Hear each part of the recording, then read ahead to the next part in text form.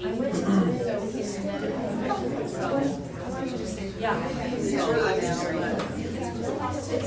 didn't work. In fact, I think they decided Stardust to my name for it. I don't think so.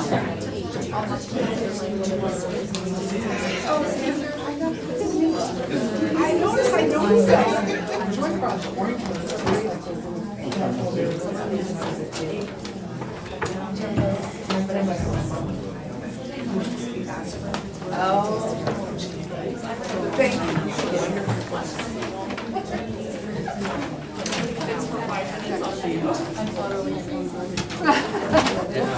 Oh, thank you.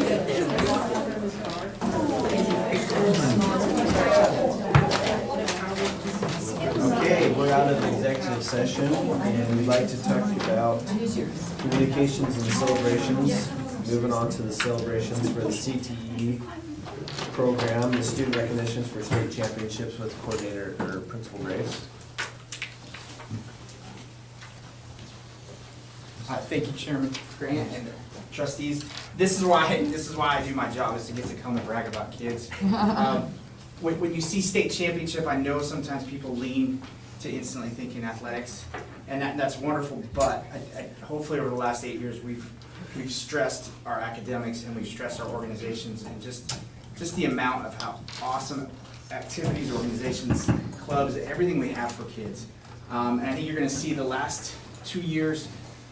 Things were affected obviously by COVID, but you can't affect a competition any more than saying, hey, it's online, than our CTE competitions. I mean, our kids need to be able to show, and getting to go back to normal with their competitions, our organization shine. So I'm gonna kind of lean into Mr. Wingfield and our CTE administrator to kind of introduce and show you how our 5 organizations did at their state tournaments or state competitions. All right, so if I can catch my crew up here, I'm going to echo what Brian said. Had the opportunity to even go to Bpa Nationals this last week, and it was just amazing to see kids back in those competitions. Our goal for this was to really stream a ton of students up that you're going to see names and places here. But between athletic events, a choir concert tonight, our Bpa organization is doing their end-of-year banquet. FFA is in the middle of their Ag Expo. We've got a few students and winners from some different things, and then we'll also highlight a group of quirky CTE connected kids that went with there. So I'm going to turn this over to Sandra Wheeler at BPA, and she can talk a little bit about that organization and how those things went. Hi, so we just got back from our nationals at Dallas, Texas. We brought Mike with us and another advisor. We started our year at regionals. We had about 20 kids compete, 18 qualified to go to state. We went to state, and 3 qualified to go to nationals. We took 2 extra that did leadership activities and internships and did open events. And we had a ball. The kids competed, and it was super awesome experience for them. And we were so supportive, or we're so happy for your support for our students and our programs, and we just truly appreciate it. And there's our beautiful kids at state, and if you know any of them, please congratulate them. Yes. Next slide. So let me introduce new to us is Lisa Miranda Wood, taking over in our FCCLA and Family Consumer Science program. So we're kind of like the COVID had hit us. And this is my first year and my co-teacher's second year. So we kind of started from the ground this year in a way. And we had a group of kids who went to district, and every single one of them qualified for state. And then we went to state, and every single one of them received a medal. Also, we had one of our students run for FCCLA state office and was elected. So now we have a state officer. And the 2 of us will be going to national conferences next month, since she's a state officer. This just built so much momentum within our classes that as we're reporting back what happened at state and what we did, we've already got 20 plus kids on the registry that have said that they want to be in FCCLA next year. So we kind of started with just like 1 student at the beginning of the school year, and now we've got 20 plus already signed up. We had almost 15 students fill out applications to be officers for SCCLA next school year. So we're growing and just having a blast along the way.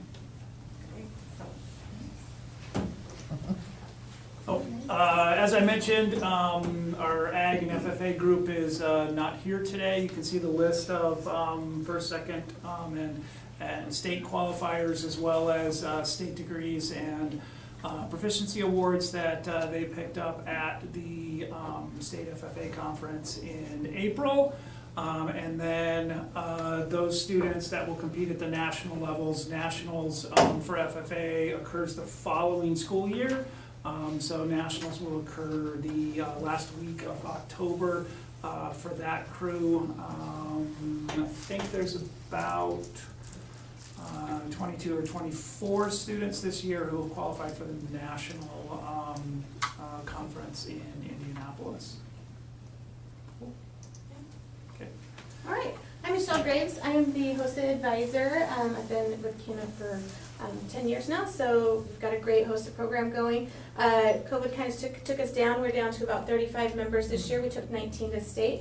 I brought a couple of our award winners with us. This is Lydia Lovelace. She took first place in sports medicine as well as the creative problem solving team, and Rachel Millward was also first place on her creative problem solving team together as well. So it's not about me, it's about the students, so I'm going to let them present the rest of what we have to offer. Okay, so at state we actually took home a couple trophies. So like Graves said, we got first place for sports medicine. Lydia did great. And then our first place team also had Kendall Troutman on it, but she was at districts for tennis, so she couldn't be here today. And Angie Schoberg got second place on her online behavioral health exam. And then in our top 5, we had another creative problem solving team, and they got top 5 in the state. And then Noelle Harrison got top 5 in her nutrition exam online. Yeah, and then some other things that we've been working on this year is Hosa Fundraisers. We did a daddy-daughter dance, and that was pretty successful. We think we had about 2,000 people there, and we made $8,000, so that was a good fundraiser. And then another thing we did was a blood drive earlier, and we got 56 pints of blood donated, so that's pretty good. So yeah.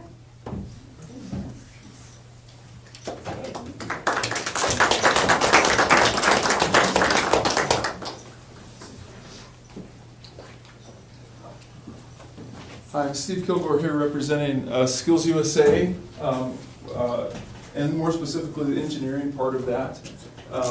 Skills USA is made out of auto tech, auto diesel, construction, computer science, and so, as you know, a lot of that is new over there at Swan Falls.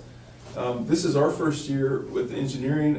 We competed in technical drafting, and Dylan here is a sophomore who did that. We took 4 students in technical drafting, and Dylan got 3rd place, which was really awesome. And one thing we didn't know going into it, it was like a 5 or 6 hour competition, and he struggled through it. And, they did provide lunch though, so it was good. But you can see those are some of the students we took, and also we have a couple other from culinary restaurant preparation. Caitlin Kramer got a silver, and Kirsten Lee got a bronze, so another part of Skills USA. So, thank you. Awesome. Ellen was also a pole vaulter this year. Oh. Plays top 4 JV districts his first year. Wow, First good year job, pole Dylan. vaulting. And at the bottom of that, with our new programs, all of our new staff were able to, this year for Skills USA, they were able to go and be judges in auto and diesel and carpentry and framing and those kind of things. So a lot of wide-eyed openings for those staff, and they're all excited about expanding that Skills USA opportunity for students. The last group is a quirky group, if you want to come up. And I say quirky because of how they are connected here. So these students really were as freshmen, seniors now, so 3 years ago as freshmen.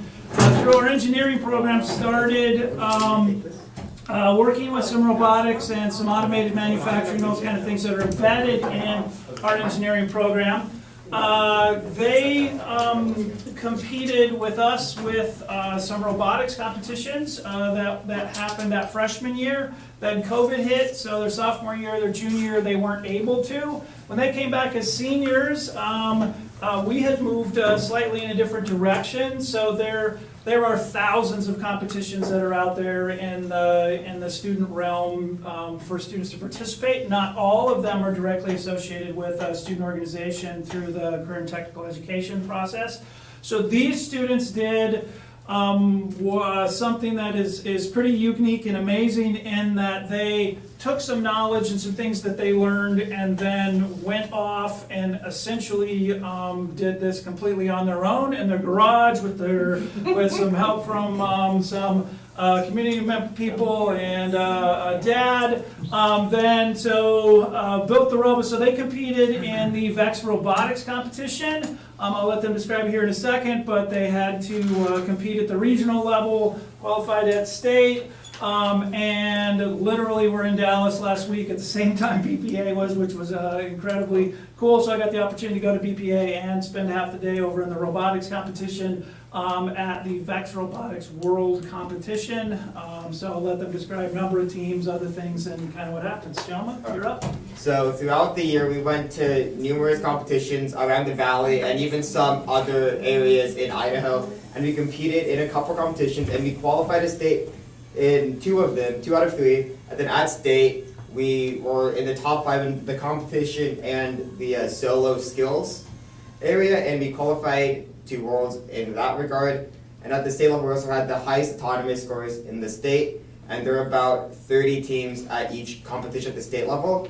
And then moving on to the world's level, there were 800 teams in total, and we won a division of 80. From around 40 countries, went to the World Championships. And to explain the game a little bit, I know, he just said a lot of words. So we play a specific game. It's a different one every year. And there's 2 parts to that. There's the tournament part, and we did all right now. Yeah. We did all right. Then there's another part where you just play the game by yourself, try to get the most points. There's 2 parts to that. There's one where you program, it's an autonomous. One where you drive around. He's our driver. He's pretty good. So our program part got first place at state out of all those teams there. So I thought that was pretty sick. Yeah, so that's what that is. This is the robot. It's pretty. This is the one we took to the World Championships. We had a different one at state because the kids there were insane, super smart. So we had to step it up a little bit. Yeah. Are you going to give us a demonstration? I think I want to. He doesn't. Yeah. Want to. I don't want to. Yeah.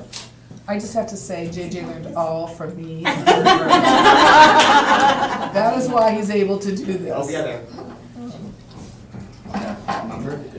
No, I filled it up. Oh, okay. And I turned it off, so we need to keep it on. Let's see how JJ drives now, right? He's the best. Yeah. In my best.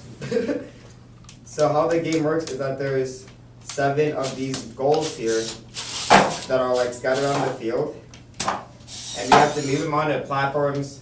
It's kind of hard to see, but platforms like this, they're teeter-totters, so they're kind of hard to balance. You can see our reliance is balanced on there, and there's also rings that you can put on the different posts of the different types of goals.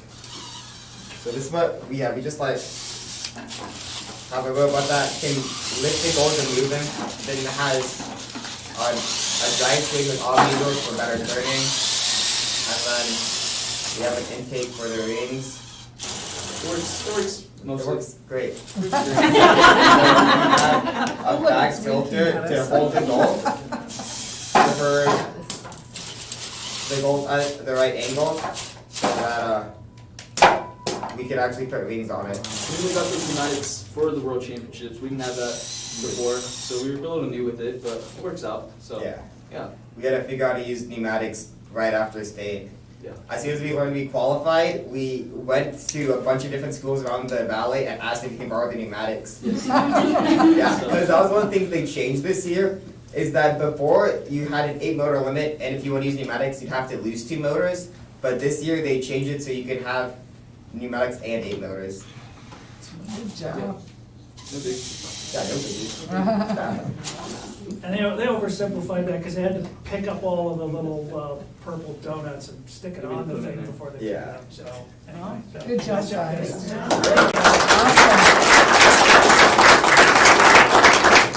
right, that's all we got. Thank you.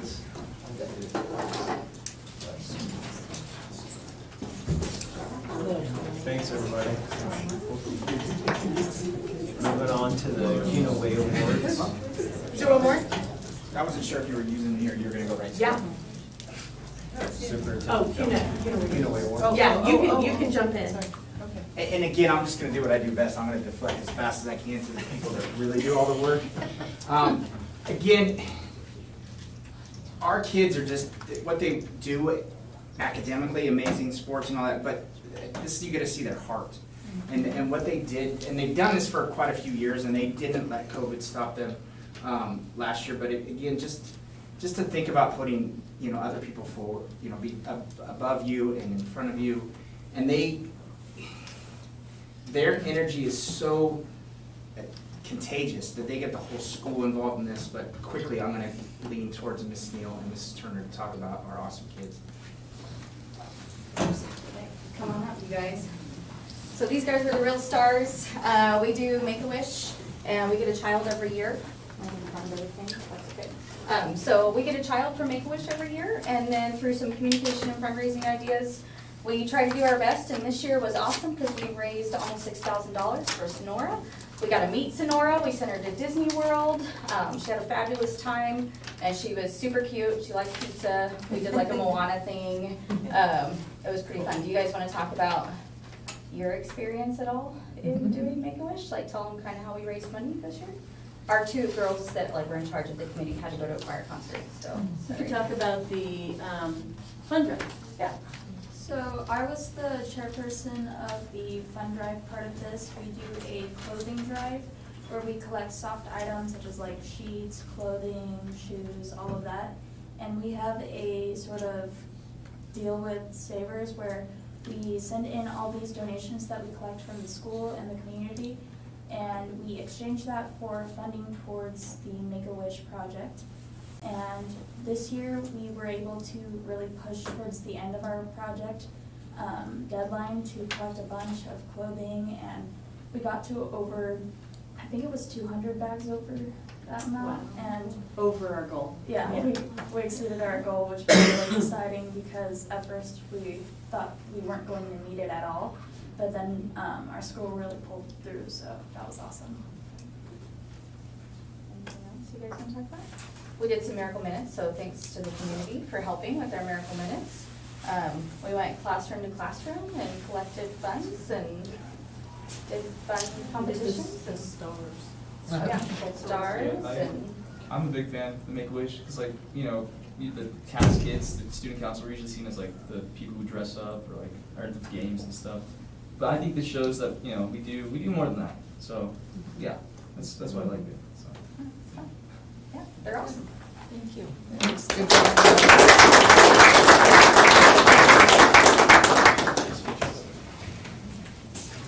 Okay. Just have a couple more things.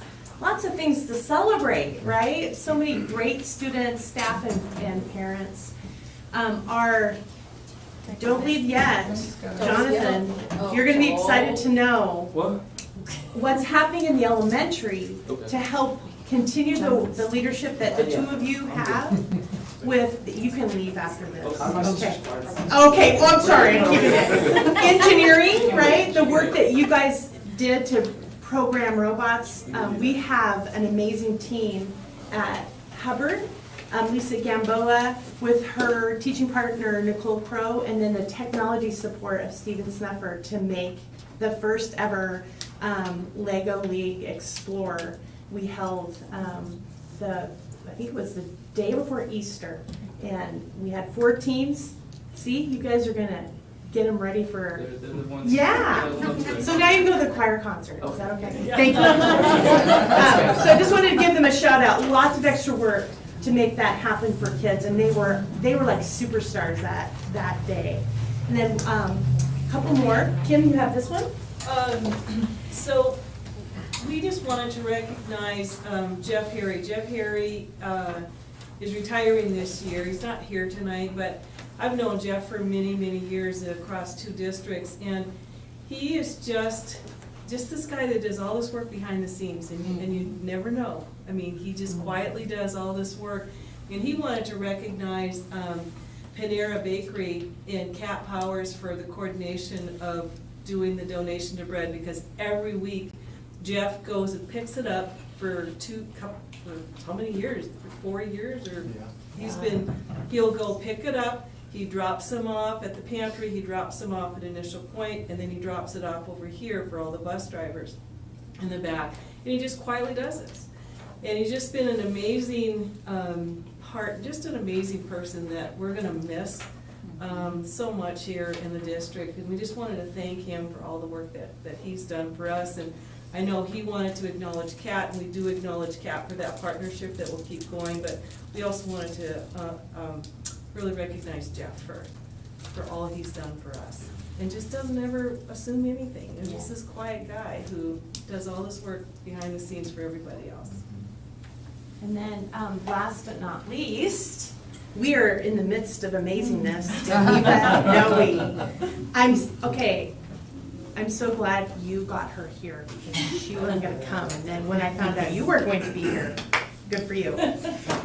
So she was recognized as our, the Kuna Grange's Teacher of the Year, so we had it in a different spot, but we're able to sneak it in, so she already got the award. So thank you. Good job.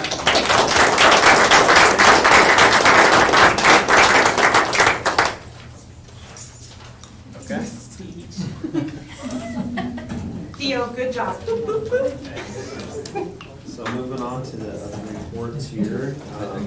Robert's Rule of Order and opening meeting law, Vice Chairman Thomas. I'm actually going to ask that we not do this evening so that I have more time to talk about resolutions later. Okay. So let's have the superintendent's report, an update on some new tools supported by the ESSER funds. Yeah, Chairman Grant and awesome members of the board. As you know, with the additional federal funds that we received that we call ESSER funds, there's a long list of things that we've been waiting to do to make some improvements in our school district. And as we continue to grow and try to meet all the needs of parents, of kids, of staff, we need to provide more customer-friendly tools. So I'm just going to briefly summarize what some of those things are that we've used with ESSER funds, so you're aware. And so our community knows too. And we're going to do a short demo. Allison's going to do a short demo of something that we've been hearing for years, but this year's Superintendent Advisory Council have really helped us understand their experiences as parents. So you know that we've been working this year towards navigating to a new student information system, and I always kind of think of the student information system as the motherboard of the computer, right? It controls everything else. And many thanks to Jason Reddy, who's kind of been the lead person with support from the amazing Tim next to him to get this working, and with Mark's expertise on the technology side. Lots of great people to make this happen. So you can see there, we hope to go live really the end of July. Maybe before that, hopefully we'll be ready. And then we started some training of our staff, and then we'll really hit the ground with our live data when they return in August. We'll just keep rolling here. So hopefully an improved system. Those, at least 4 of you know, for probably 5 years in my own evaluation, my own goals, I have said we need a stronger, more robust data tool so that we can see information about kids to make decisions, whether it be whole groups like 3rd grade or smaller groups of students, that we can see the information quickly so we can respond quickly. Right now it's pretty cumbersome to get data. I have lots of spreadsheets that I'm keeping information in. This is going to help us be more responsive. Like for example, and we'll show you some of this in the future, but I can see an attendance data, I can see how kids do on IRI, how they might do in a teacher's classroom assessments, so that we can make decisions about next steps for kids. And so parents know too, like how is my child doing? So it's like very, very helpful for us, and we'll give you a snapshot in the future of what that looks like. Again, that'll go live in July, same time as our new student information system. Then I'm learning this. I'm one of the guinea pigs right now. We have a new human resources tool that's really very efficient. It helps us we're in the process of going paperless, which is so nice when it comes to hundreds of evaluations that we're required to do by the state every year, so we can get that all lined up. I've been using it as we're finding a new Kuna Middle School principal to schedule easily appointments with candidates and things. So it's been a fabulous tool. So we've been using that this year. We'll just keep going. We are in the process of transferring to a new bus system. We've used VersaTrans for a long time. They really like the new product called Edulog, and when it's fully implemented, there's ability to do GPS tracking, so a parent can know where the bus is. If it's late, okay, don't have to worry and call the police. My kid isn't home. They're on the bus. It's by the train tracks. Those kind of things that we just hope eventually will help further communications with our families. All sorts of other ease, hopefully, with that too. And then I'm going to turn this over to Allison, and I'll give the context while she's getting it set up. So these are all things we know how to use, or will know how to use, when we get ourselves trained on all of this. Think about this from the parent side of things. We have been hearing from our parents like, this is confusing, this is frustrating, I don't know where to go for what. And so Allison has, with the adoption of Blackboard communication tools, has been working on developing an app that parents don't need to know, I need to go here or here or here to get information. It will allow all of that information to get to them through the app. So I'm hoping I'll be showing There you it my is. phone. Yay! So you will download this on a smartphone. So what you're seeing is the shell. We're going to be building this out over the summer and getting information out for parents what we can do. So they'll come here. They'll be able to connect to their student information, so they'll be able to see attendance and grades. They'll be able to connect to My School Bucks, so if we're charging for lunch again, they can pay in that spot, so handy. And then you see news and directory. If I click on here, then you can drill down to find the contacts at the school, and then later on for the staff at the school, and you can email them. But then in the settings, so maybe you have a kid at Kuna High, so I want to get my inbox messages here. I want to follow their Facebook feed. They post school news and and the calendar. We learned a lot about that this year. Yes, my kid at Kuna Wanting Middle. to know what's going on. So I'm going to do the same thing. I want their news and to get my stuff there. And then maybe another kiddo at Reed. Oh, I did them all there. And so when I go back to my app, I'm going to start seeing the Facebook posts without having to go into Facebook, the social media site. So we hear from parents, I'm not on social media and I don't want to be on Facebook, but I know you share a lot of information on there. So they can see that, and Instagram as well. And then they'll be able to go to the calendar and see the events for the schools they selected. And then we're going to work on some feedback from parents that they would like to maybe be able to separate out sports separately for the calendars, for say for basketball, football, those sports, I could pick those and have those in my calendar. But they'll be able to customize the experience to where their kids are to get the information that they want all in one spot. And their trustees newsletter. And their trustees, I thought about that, yeah. What was the other thing? Oh, the other piece that's coming that's a part of this is that we're going to be asking a group of early adopters connected with this system is a teacher tool called Reach. If you've had any experience with like Class Dojo or Remind, that kind of thing, it would allow communication between teachers and their parents in their class to share information and have two-way contact without having to use your phone or junk up your email. So our folks and our coaches are in desperate need of a tool like that, and so they're going to pilot that early and see how it works for us. But then a parent can get that connected through here. So that's a quick overview. We're going to be building this summer. The goal to have it live and ready to go in August, the 1st of August, and push out information to parents about how to log on, how to set it up for yourself.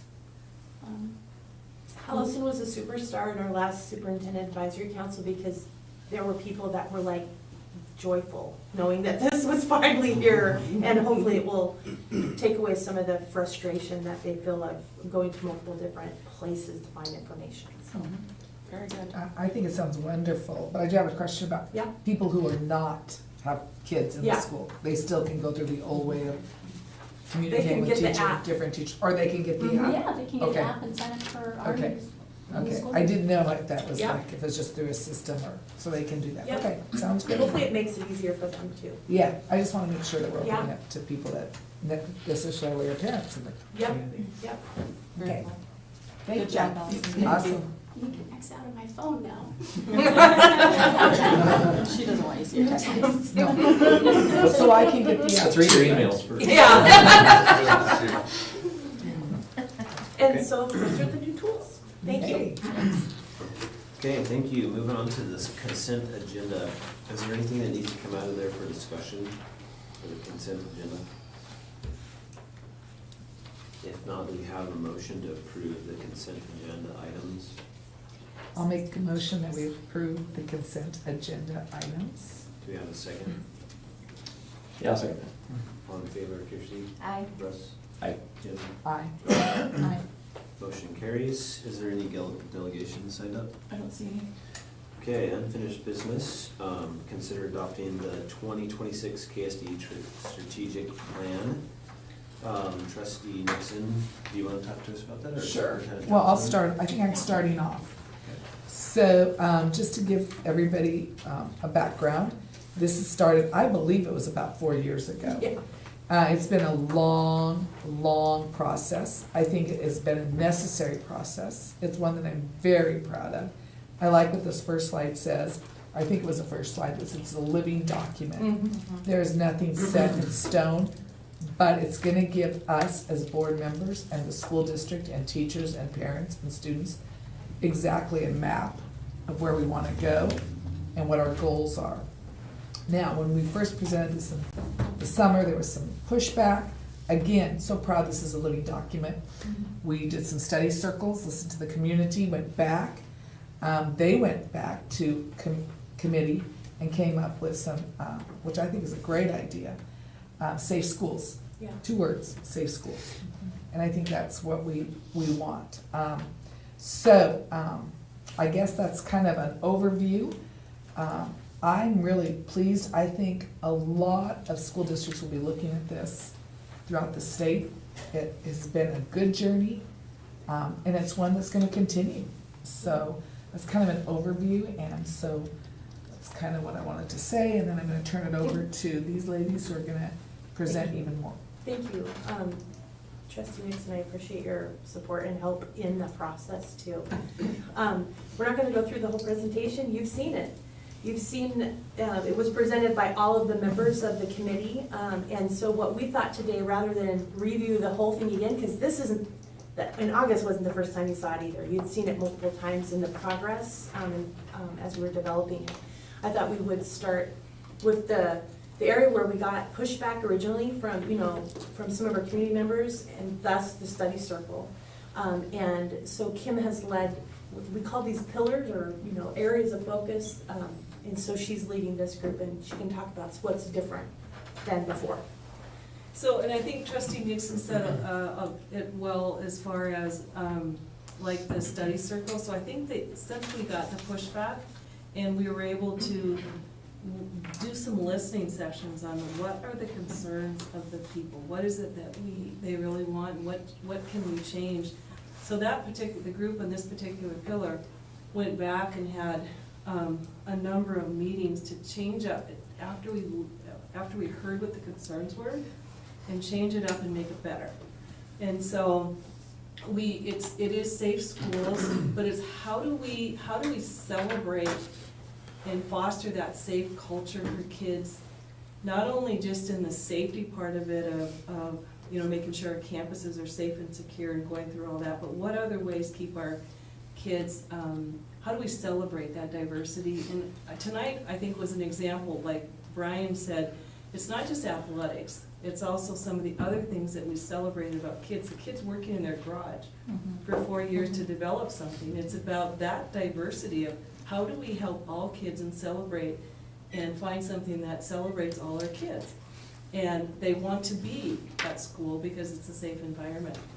So, we have no idea what the curriculum part of this will look like, but it's over 5 years that we'll work on it, provide professional development. We're working on aligning our social work and our counseling program, K-12. We've got some fabulous people that are working together that for our Thursday night Connecting Together event have worked very hard to help put all that together. And I think, again, from the Superintendent's Advisory Committee, that community champions work within their organizations to develop a plan to support. I think that's even happened with our Superintendent's Advisory sponsoring our Connecting Together, because you were a big part of that subgroup, a big part of that subgroup that helped bring this all together. You're a very, very valuable part of that committee that helped us bring this event together.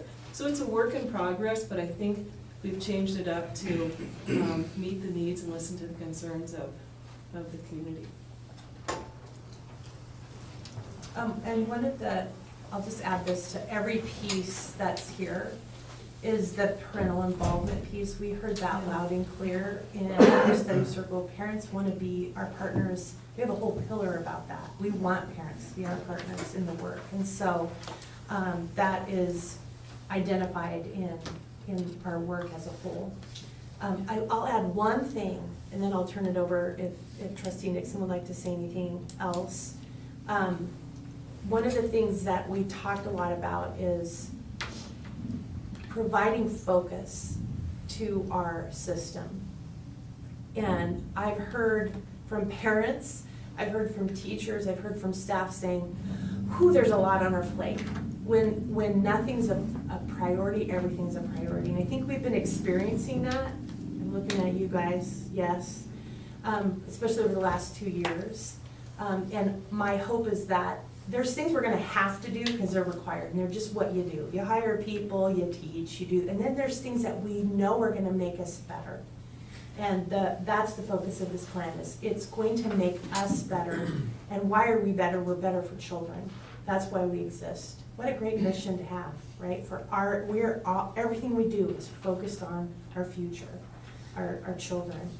And I'm so proud of the team that has come together, of parents and staff, and we had students involved as well to put this together. But like you said, Trustee Nixon, it is a living document. Once we accomplish something, it's what's the next thing? What do we need to take? What do we need to strategically abandon, right? That we no longer need to do? And what is the next thing that we need to do for kids? And I think CTE tonight was a great example of past vision put into action. We didn't have those programs. I'm looking at Mike because he's helped us so much develop them until we said we need more options for kids, because some kids, college isn't for everybody. Some kids need to go right into work, and they can now because of the CTE options that exist. So that is what I would have. Would you add anything? No, I mean, it's been a long process. We've kept the board, up to what we've done. I'm proud of the fact that there was a pushback and we took it back and we've redone it. That's what we want to do. We want to be part of the community, we want the community to be part of our school. We want the bottom line to be about the kids, and every one of these pillars or every one of these slides, that's what it's about, the kids. And that's our job here as trustees. And so it really gives us direction and plans on how to do that. So I'm really proud of it. So I don't know, do you guys have any questions or Could I just say one thing, as even as we've worked on this, but even though it's been a draft, when something comes up, we've said, how does this align with what, when you talked about focus, it's been like, how does this align with what we've heard from the community, from our study circle, from our superintendent's advisory, from our parents, from our community? How does this align with our focus of where we want to go? So it brings us back to that focus in all of these pillars of how is this work? If it's not what we heard, then let's make sure we can fix it. Like you said, it's a living document that we can change if it's not working. And even though it hadn't been adopted, we were able to do that. Yeah, we And were that able to was- just kind of think about it and be prepared if it was. Yeah. That's right. No. I don't know if you guys have any comments or questions or concerns. Just, we appreciated all the hours and hours that went into it. A lot of good people, a lot of good input, you know. There was a lot of good input. I mean, Yeah. I was trying to remember the first, we had parents and teachers, how many people at Intermountain Gas did we have? Oh. 60, 70? Yeah, at least, yeah. Easily. We Who filled started their whole this- conference room. Yeah, that started this process and Surveys. and a lot of things to look at. And I think the bottom line was to take a look at, kids are not all gonna be college bound. Yeah. So what are we gonna do to help them, you know, as a district, so. Well, I remember the very first time we met and Ed asked us some questions. He goes, how do you know? Yeah. Yeah. How do you know? Have the kids, how do you know this is what you want? And we were like, that's a great question, Yeah. you know, so that brought us a much bigger group. Yeah. And you know, I'll just share this with you. In the process, when, I'll speak for myself, when I get pushback, sometimes my initial response is to fight a little bit, you know what I mean? Like, oh no, I'm right, you're wrong. But the one wonderful thing about this is that we return to a process that we've used in the community and found value in, which is our study circle. Had we not had that, I think we're stronger, if that makes sense, as a district and as a community, because we said, okay, listen and learn from me learning from what parents and staff say, but also parents learning from each other.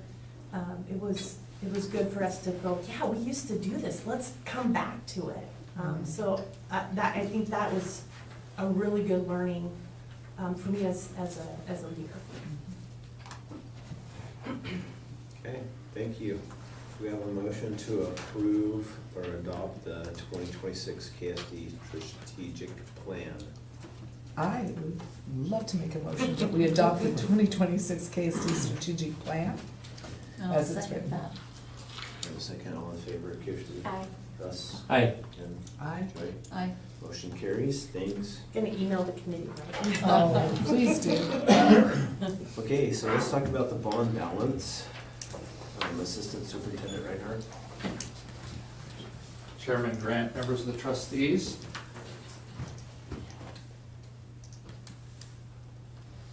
If you go to slides, the first 5 slides are slides we presented to you.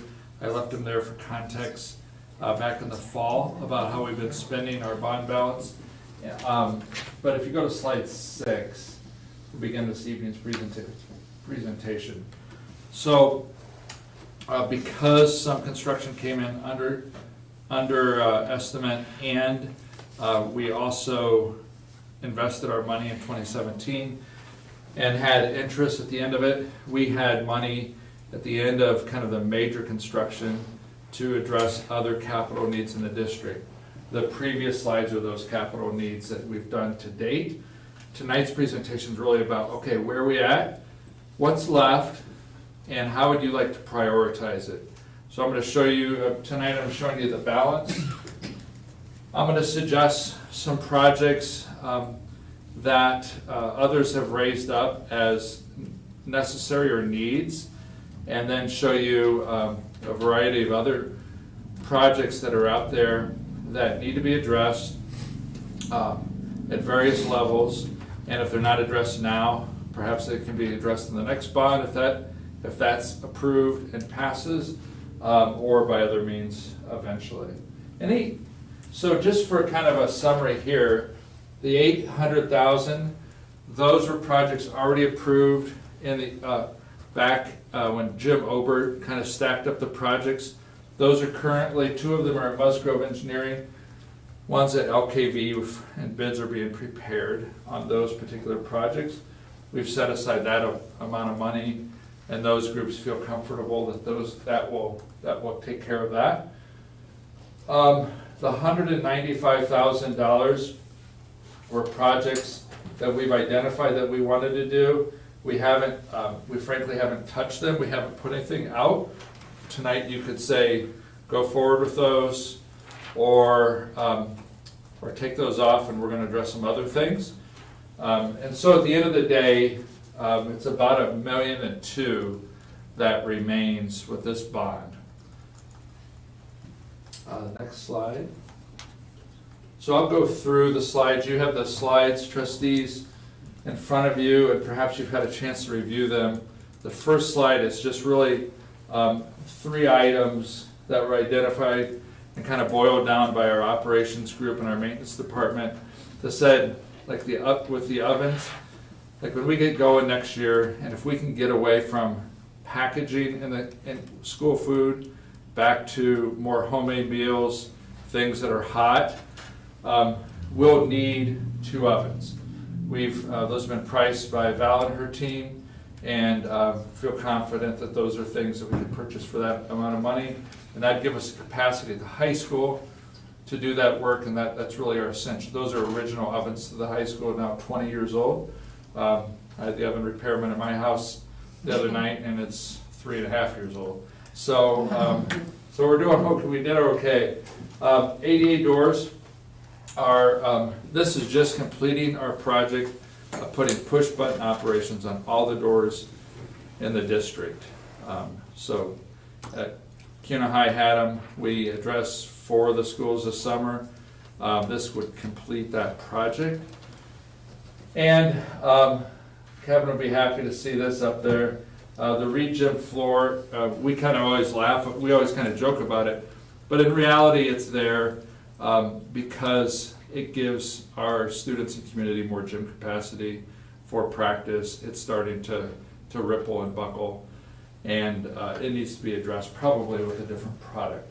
And so those are 3 projects that we've said we think those need to be addressed. Could they be addressed in other ways? Perhaps Reed is small enough that we could find other money for that, but the other 2 probably need a chunk.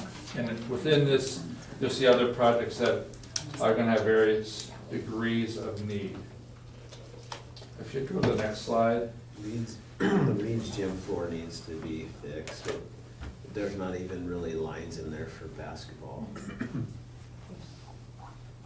Kevin's And Kevin's smiling. Say more. Say more. Other important projects are projects, and we continue to make sure that for the sake of safety, we continue to address fencing around the district. We've estimated that we still need another $70,000 to complete that task. KMS is probably our next big project. Fremont bleachers at $150,000. Mark started off with a server project to get all of our cameras in our school buildings up to date with new servers. That's something that needs to be done. District, I don't know if you've noticed the tape in the hallways, but that's just to take care of some hallways and some key spots. Val Swanson, our noble leader of child nutrition, identifies that we have places to freeze food in the district office when we get a semi-load every Monday morning, but we don't have a place to put in terms of refrigerator. They have to get those out real quick to the buildings, and sometimes they can do it, and sometimes it's a struggle. Next slide. Kind of try to break them down. I sat down with myself and Assistant Superintendent Beckett sat down with our athletic department a week ago, 2 weeks ago, and started thinking about, okay, athletically, as we look at the end of this year, and if we were to pass another bond, think about what it might look like. And so here are some of the highlights. Turf football field is always something on people's minds, so that you have a quality playing surface for football, but other sports as well, also for safety purposes. But we feel pretty confident that that's where the price is to actually do the subfloor, the work that has to go under the turf. So it's not just the grass; it's this much stuff under it to drain it and to make it soft.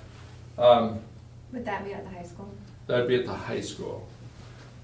We've identified tracks at both middle schools that are both kind of tracks, kind of not. Why are they on there twice? One's at KMS, one's at FMS. And then down below the. Oh, yeah, football they're on field there is twice. Yeah. My apologies. Okay, just Because checking. we really want them.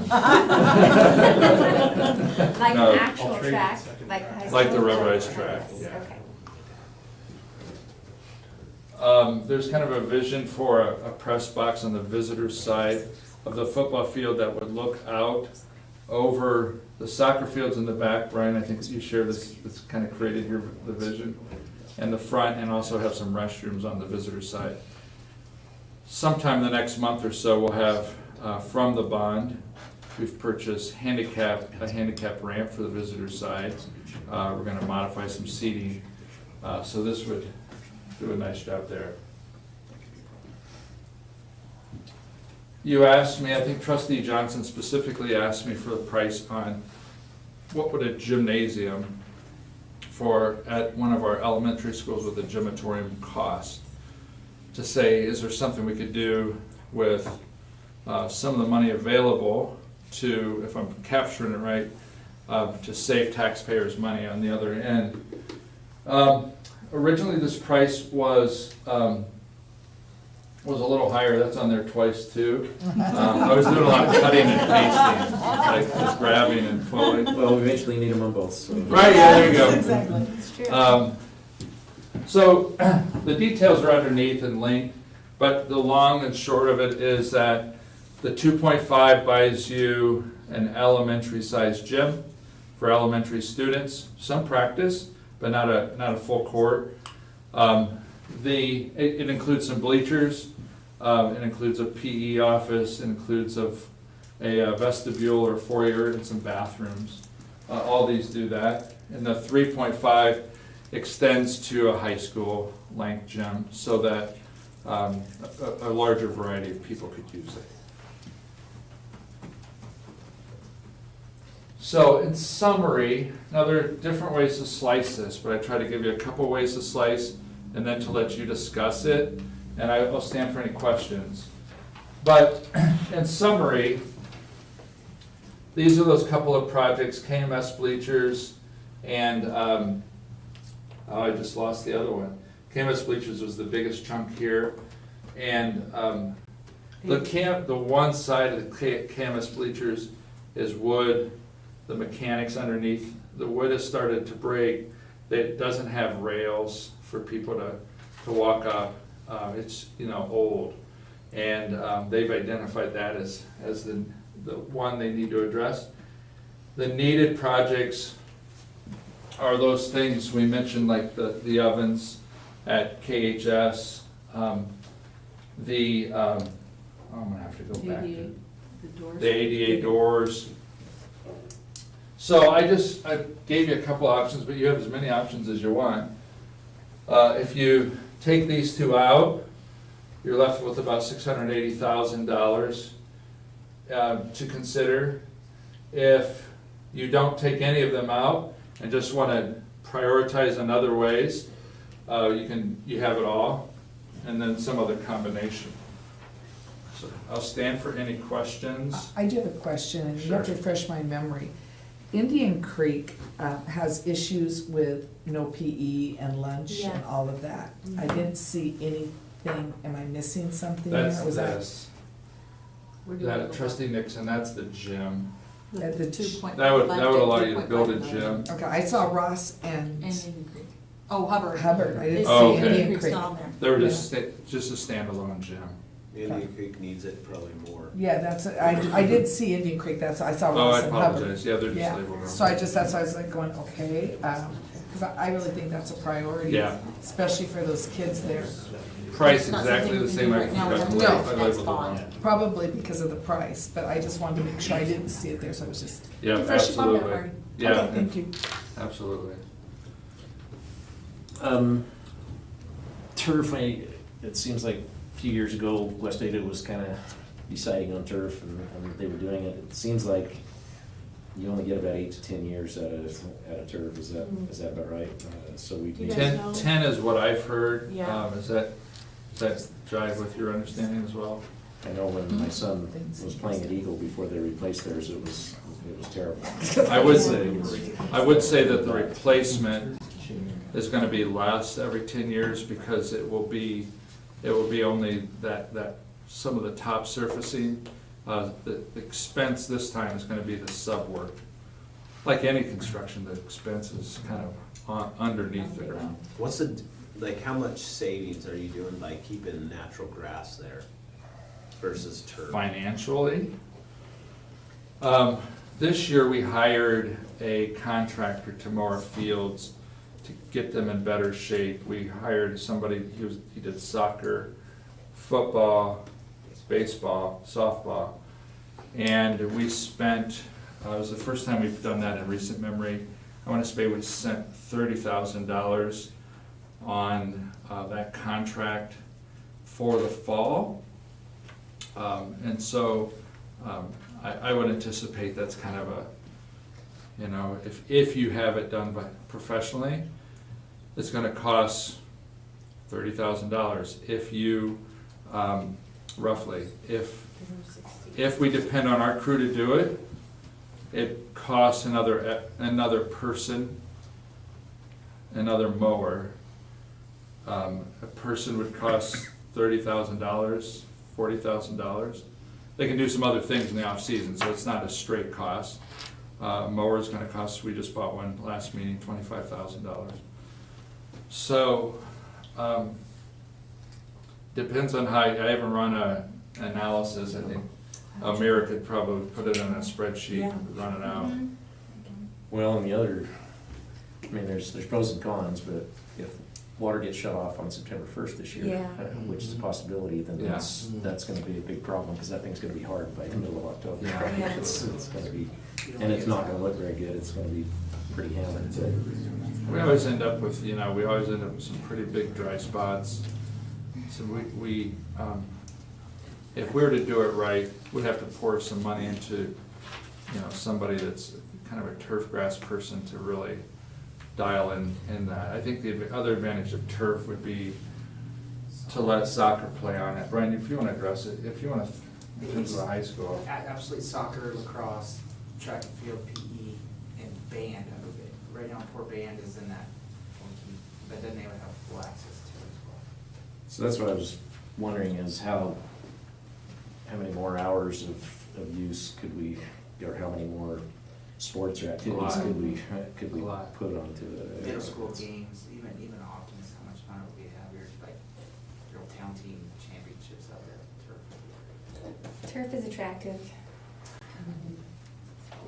I like playing on natural grass way more. My son did too. I don't know, you know, I like turf, but at the same time, I don't know if the community would look at that as a wise spending of our money type of thing. Well, it just depends on how much more use we can get out of it. I think that's the And I the think question that's is, yeah, just to play the bottom football, line.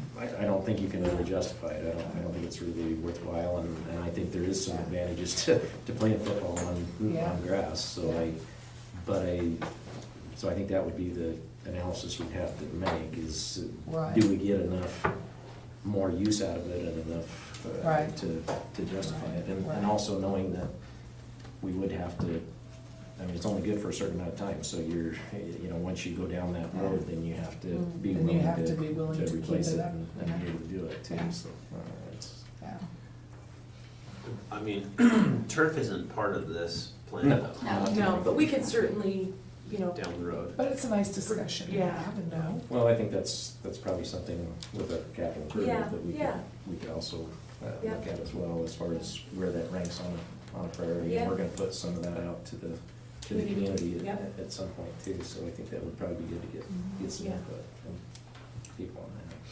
Well, I'd like to see maybe, and I'll go with Kevin, the Reed Gym, we need to make sure that we're upgrading what we can for the kids to use in their sports, in their just everyday use, like, I wanna say, my kids did the basketball So just to have gyms to practice in and to meet that need, we just didn't have it.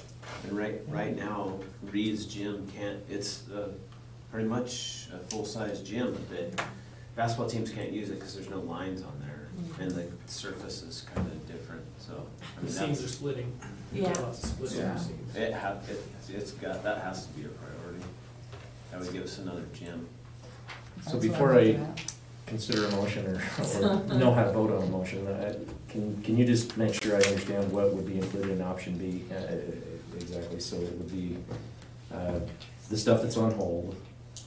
Would it also include this $310,000 unfunded capital needs? Would that also be part of that? I'm not sure where we Yes, just so went here. the 300, if you go back to. The ovens and the A ADA was doors. including the unfunded capital needs and the. And the region, those three. And So, option A includes the $195,000, which is the wooden bleachers at KMS and the locks and hardware to finish the project at FMS, or to start the project at FMS. And then if you go to the next slide, and it includes this. Okay. 2 ovens, complete our ADA project So that- and the gym floor, but then you're left with 600,000 and change to prioritize. Okay, so what would so that's option A, right? Yeah, option B is you wide open saying you wanna spend 1.2 on X. Okay. So we could pick any of these projects. so that I understand, the $1.185 million is not including the 800,000 that was delayed that is already earmarked that LKB is working on, correct? That is the balance after all that's done. Okay. So is there so what does that leave us, 320, about 400,000, is that we can kind of prioritize?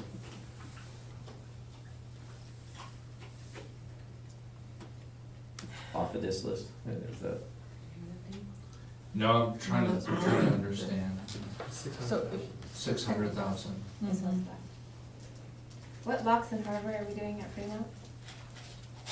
The doors, just all the doors, locks and hardware. Like on the classrooms? They're- Yeah. They're old and need replacing.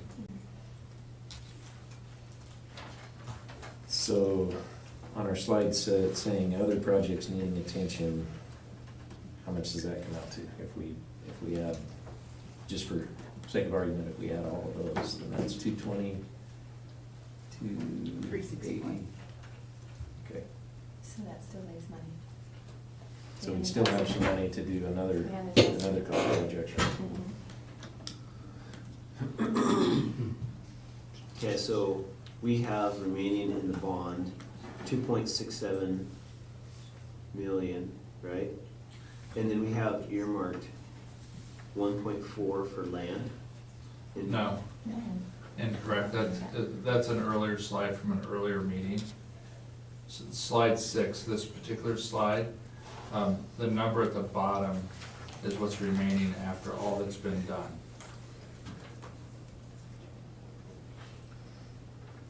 Okay, 1.18, okay. So I have a question about painting Ross and painting Indian Creek. What do you mean painting? Is that indoor, outdoor? It's outdoor. Outdoor only. And those are on the slide that we've designated as Depending on capital. depending on capital plan outcome, because Yeah.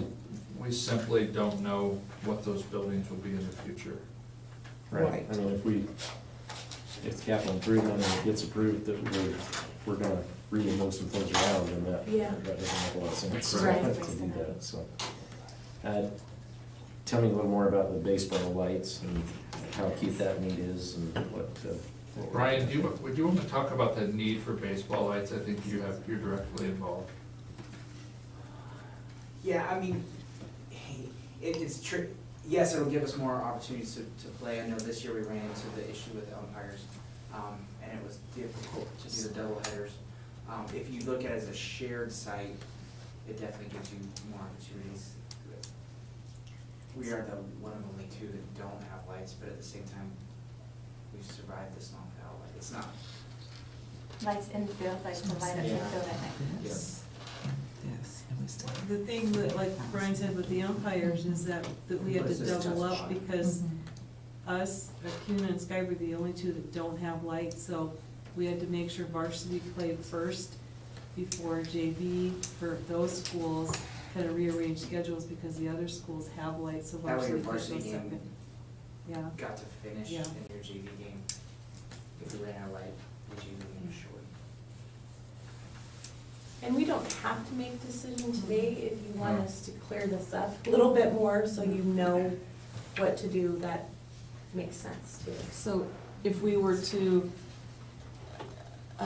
approve something like the 195 that's on Yeah. hold, the unfunded capital needs, and perhaps the other projects needing attention, and then have you come back with prioritizing what's left. Yeah.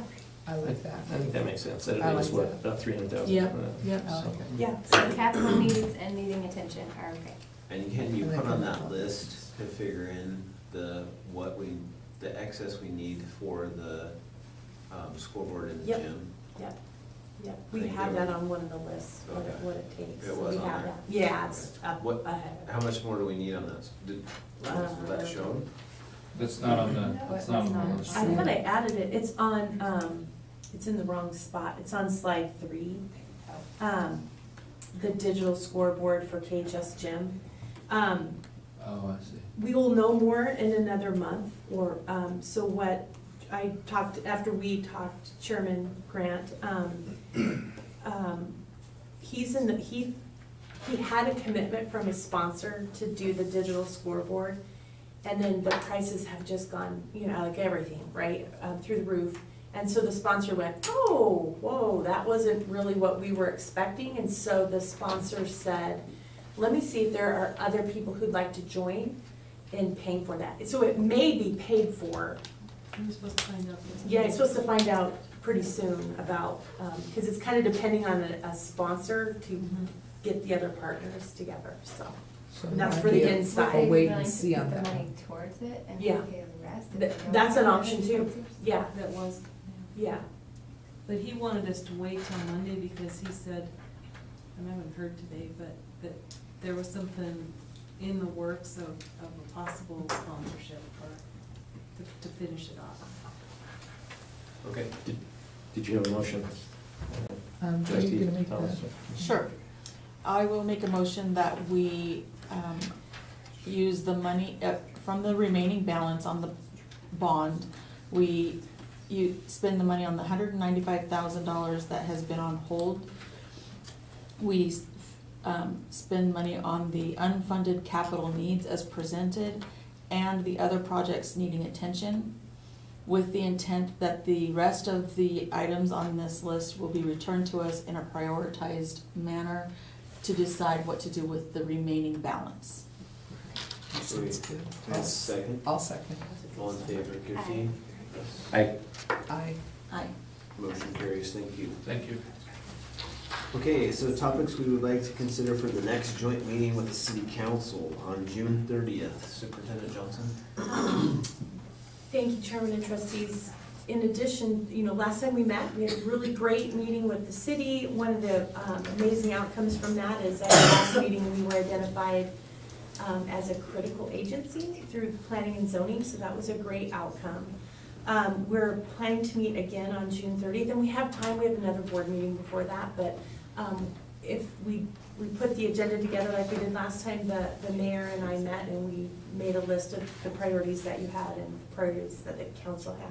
So I just wondered before he calls me or I call him and say, hey, what do we do for the agenda? If there was some input you had for what you'd like to see on that agenda. We had SROs as a continued topic, so Deanne reminded me, so I wrote that down.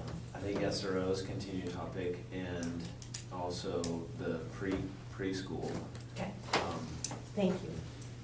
I think, can somebody find out, I know this is really ridiculous, but unfortunately, it's something that probably should be talked about.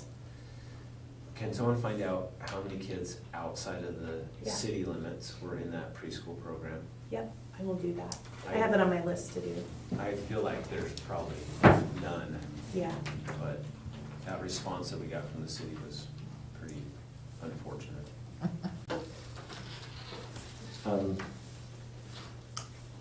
I mean, my topic is whether they're willing to consider changing their ordinance or not, to increase what they have, and, you know, I think that we potentially also need to pursue some legislation just to. Yeah, we'll talk about that in a few minutes.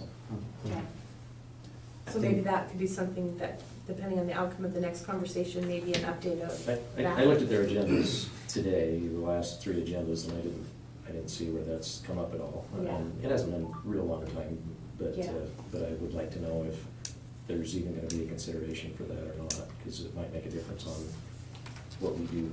Yeah. Or attempt to do legislatively, at least, so. Absolutely. Thank you. I would still like to be on the agenda to talk about growth. We still have to talk about it. I don't know if it's gonna go anywhere with them, but we still have to push.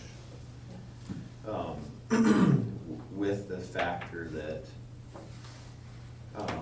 I mean, how that impacts our schools with the numbers, but also the leaders in our community that continue to leave when they can't find a larger house or be able to spread out and move to different areas because of that. Okay. Along with that topic, I'd like to see too, how do they want us to continue furthering Mr. Reinhardt's job? What does that look like? Mhm. What does it look like for Robbie Reno? What exactly do they want from us, and what do we want from them? Yeah. Along with the line of the planning and zoning, how that looks, the critical thinking. I'd just like to have it concrete in that. Well, and I think with us being a critical agency, that's what we need to be talking about, because the mayor did mention, and I think it's a fair consideration, that when ACHD tells them that this doesn't work, they also give them what needs to be changed and what needs to be different about it. And so I think we have to do our work and have to give them what we're expecting and what we're needing, and it might take a fair amount of work, because I'm kind of envisioning that on subdivisions of a certain size, where this is what we generally are gonna ask for, and subdivisions of a smaller size, then we're gonna ask for something less, and kind of have a framework at least, so that it's not just, we're just popping off with something that, we need 10 acres, or we need half of 10 acres, or whatever, but that we have some kind of valid things that if they're gonna have 1,600 homes in a subdivision, it's gonna take however much per home, and that equates to this, and kind of, I don't know if we can do it as kind of a spreadsheet or a rubric of some sort as far as how that would work, but that's kind of what I'd like to see, so that we're not just going and saying we don't like it, but we're giving them what we need, because eventually those homes do come into play, and they start paying for some of their own way, but it's the gap when we're growing so fast that's the problem, and so that's what we need some help with. And I think we have way more tools available to us, and I think they have way more tools available to us than what I thought. On the zoning especially, it says particular consideration shall be given to the effects of any proposed zone change upon the delivery of services by any political subdivision providing public services, including school districts. I mean, particular consideration shall be given. That's the standard, and I don't think that's being done. I don't think that's happening. They're not giving, up till now, particular consideration to the delivery of services, so. Thank you, Couple more things. I know we talked to him about our facility maintenance personnel, that 70% of his time is spent scheduling ball fields and gyms for outside community organizations outside of the schools. And so I feel like that still has to be addressed. And I mean, and it, one thing that they could do is to having more parks so that they're not using all of our, right now we have a conflict with lacrosse and we're hosting the district track meet. We gotta kick lacrosse off of there. I do know that they have plans to put one on the other side of the tracks, a big ballpark kind of facility over, off of that street that connects Kuna Road and Swan Falls. It's off of that. And That'll be that's, in a couple, it won't be now though. I'm Is just, that I said they Stagecoach have Road? plans Yeah. for that. Is that Stagecoach? it'd be good to have another one. I mean, we're a big city, they need to do more. And that would help take that would take some pressure off of us as well. But I mean, maybe we revisit having financial help with our employee that deals with that. Yeah. It doesn't make any sense to me, when 70% of his job is pretty much dealing with Parks and Rec for the city. And then on that same thing, I don't know, maybe we can whittle it down a little bit, but, I mean, we still have quite a few properties on the other side of the tracks. We can't build a school over there until there's either an overpass or a fire station over there. I think something that should be on the agenda, and maybe the mayor can put this on the agenda from his perspective, is that the fire district or the fire station is defined as a critical agency as well. It should, I mean, I don't understand how it's not, it should be defined. Their verbiage for the city ordinance states public services, and I don't know what's more of a public service than the fire station. So that should be on there. I agree. Thank you. Okay. So basically the same agenda. Yeah, yeah. So I just have a question, is this June 29th or June 30th? 29th, so I had the 30th, that was my mistake. That's okay. 29th, thank I just you. thought I won't be able to be there, on the 29th, so carry on without me, but I was hoping if it was the 30th I could buzz in, but I'll be flying. We'll bring the heat. Thank you. You have my permission too. Okay. Not that you need it. Yeah. Okay, we good? Yes, So- thank you. I will summarize it and send back to you. CFO, Manager Feather, can you update us on the draft of budget?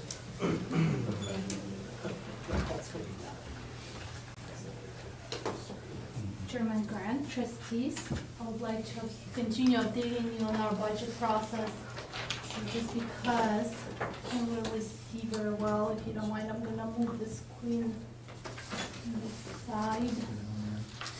Oh, thank you.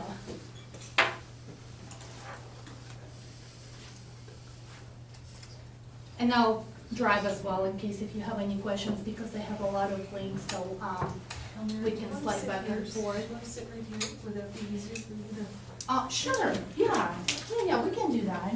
I didn't even think about this, thank you.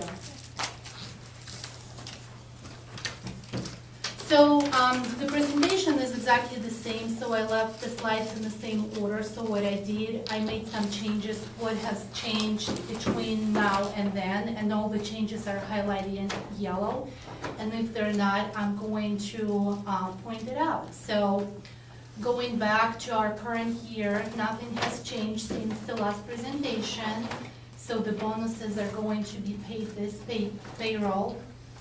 And the estimations are pretty close to the actuals.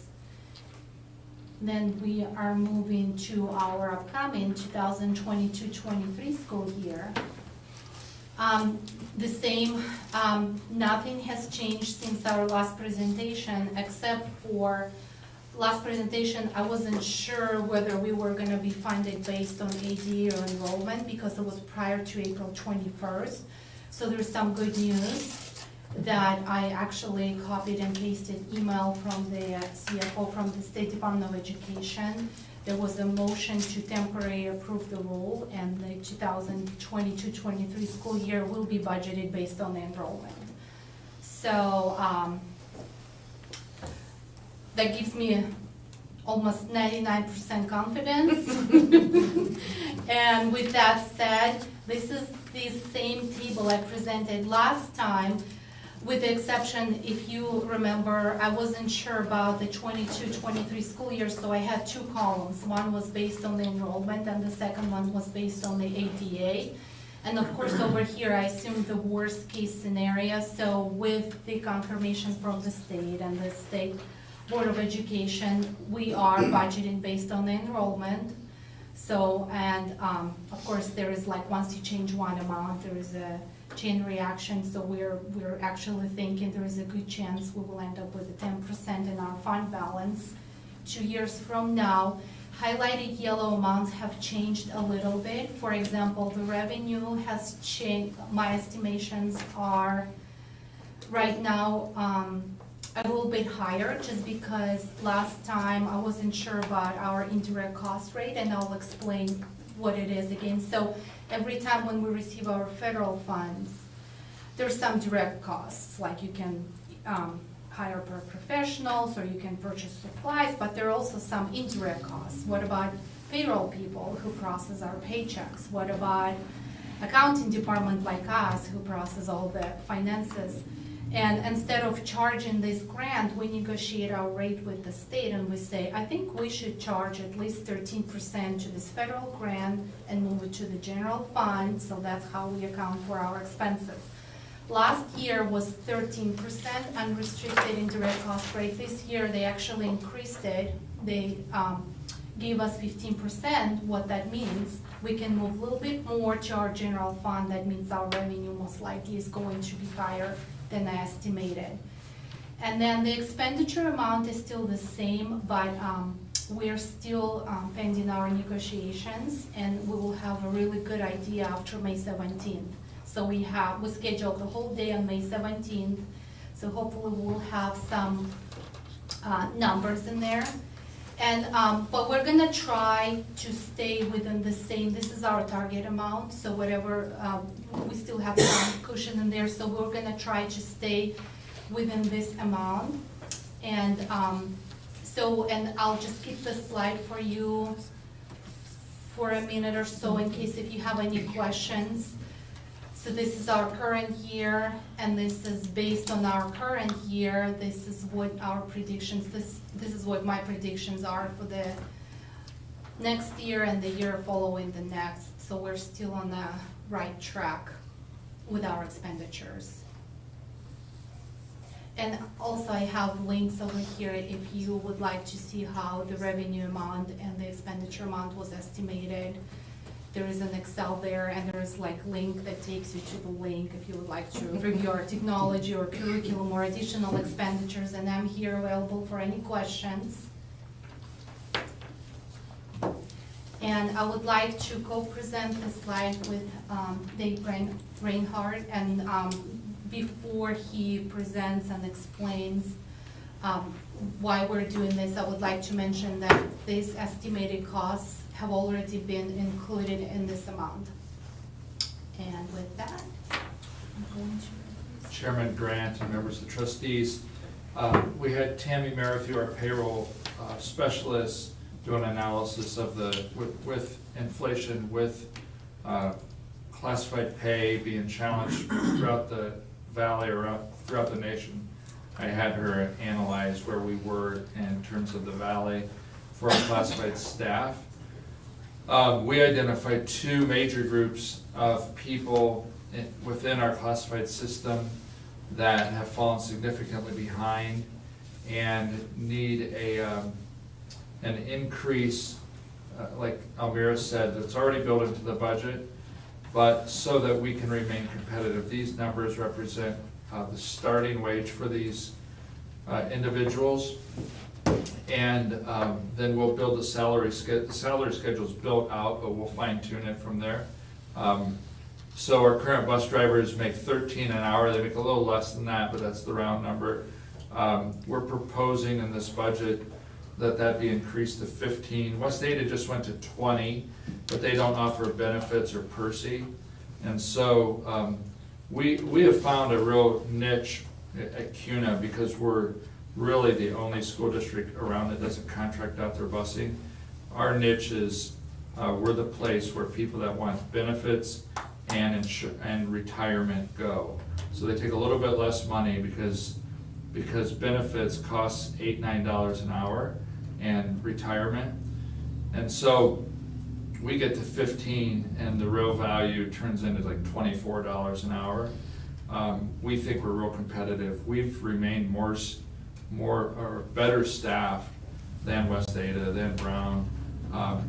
And I think it's because we know who we are and we have that particular niche. The other group are the people in the classrooms. They're our paraprofessional. They're really the backbone of really what happens in the classroom, in so many classrooms, but in a special way, special education, but throughout the district. Our current average, and we brought it up $1 last year, but is $10 an hour now for entry level. And then the licensed specialists, those are people called CBRSs.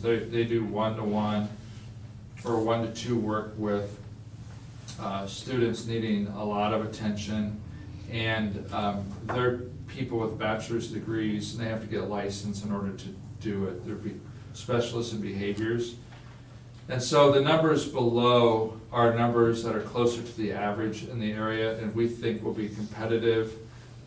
The paras are probably our hardest group to find good quality candidates with. We've had some that have stuck with us for a long time, and we have some that last 2 weeks. And that's stressful on the teacher and stressful on the administration. So we're proposing within this budget to move it to 11, 13, and 19 respectively. Can you refresh my memory? They also get PERSI and all the health Correct. benefits. Is that also done around the valley, or is that only here in Kuna? That is done around the valley. Okay. It's buses in particular that are contracted out. Thank you. It's a no-brainer if we can do it. We can do it. Yeah, if you remember, I think at our last meeting, we talked about if we brought every salary up, it would, within our classified partners or team members, it would be over $1 million. And so we said, that's probably not in the cards, but what can we do to start moving things forward? So we thought we'd start with the most hard to fill. And I like seeing that. I know someone who's a licensed specialist, and I know they were looking at Nampa, Yeah. which I think is like 22 or 23 an hour. Yeah. And then Boise also. And those are hard to, like you said, get people in. Yeah.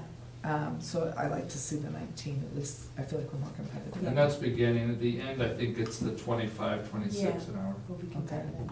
I think it's like 22, 23 starting in Nampa. Yeah. So, but that being said, at least it's better than what we've been. Yeah, yeah. And if they live here, they don't have to drive that. Exactly. Do we have a motion? Oh, Oh, yeah, no, there's a discussion. Oh. I know, it's a lot. It's a no-brainer, let's go.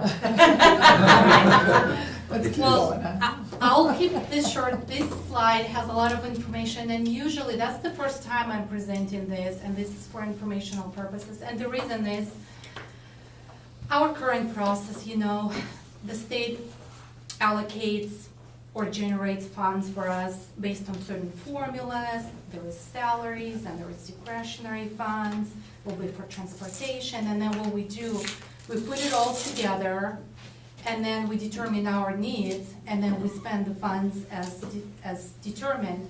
So sometimes I get questions, well, could you estimate how much do we get for our transportation and what do we spend? Or what do we get for special education and what are our current expenditures?